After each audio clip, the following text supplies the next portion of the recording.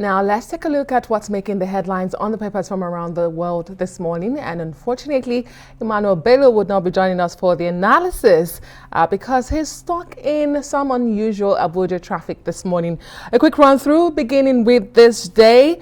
It's reporting that the capacity to mobilize voters despite security challenges may be the decider in the Anambra poll. The leading photograph for this day captures President Muhammadu Buhari joining other world leaders, including U.S. President Joe Biden, UK, India, and Canadian Prime Ministers, amongst others. In the Guardian, we're seeing Nigeria Air. The federal government disperses 6.25 billion naira on consultancy and advisors for the carrier. And there's reports, according to the paper, that it may take off in the first quarter of next year. Also, Nigerians pay 5.7 trillion naira for darkness 8 years after privatization, in what most industry players and consumer rights groups yesterday described as payment for darkness. Nigerians in the past 8 years have spent over 5 trillion on supply of electricity, as supply averages 4,000 megawatts, about the same level. And moving on to the Punch newspaper, it's leading with APC's convention says the date is shaky as the party battles crisis in 13 states.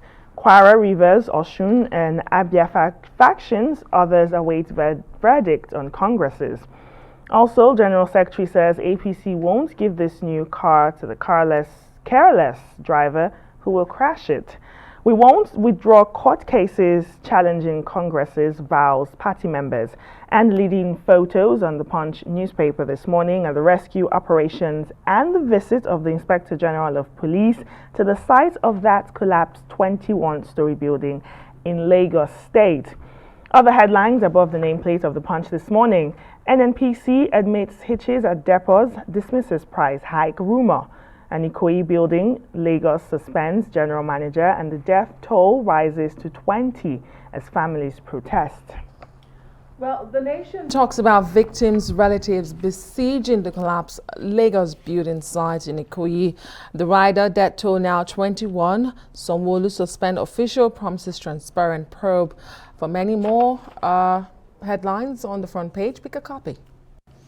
Indeed, and the Guardian in the UK this morning: devastating fires of 2021 pinned on global heating. This is where they say heat waves and wildfires that caused widespread devastation in Europe this summer would have not happened without global heating. That's according to new analysis. And they say the heat wave is one in a 10,000-year event. Also, world's top banks vow to fund shift to net zero. Obviously, more from the COP26 conference. And in the I newspaper, booster jabs rollout for over 50s has stalled. The leading medic calls on the government to set up messaging on urgent need for boosters as they miss the Christmas deadline. That's the I newspaper. And the front page of The Independent looks at Europe's reality without climate progress as heat waves of 50 degrees centigrade every year. Europe's reality without climate change, without climate progress, simply put.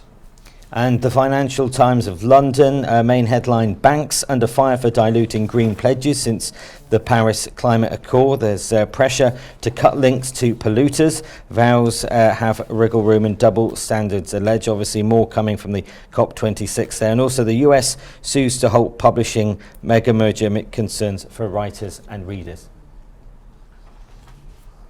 All right, Dan, just a quick question before we leave. What should we worry about more? The toy shortages or the heat wave? Well, actually, I think clearly the heat wave, the planet is more important than toys. I think the problem we've seen in the UK is that the media tend to hype everything up. So even if it's small, they even created a petrol shortage just a few weeks ago. So I think, let's face it, the planet needs saving more than our luxuries. Definitely. Thanks so much, Dan. And that's it for our little press review for today.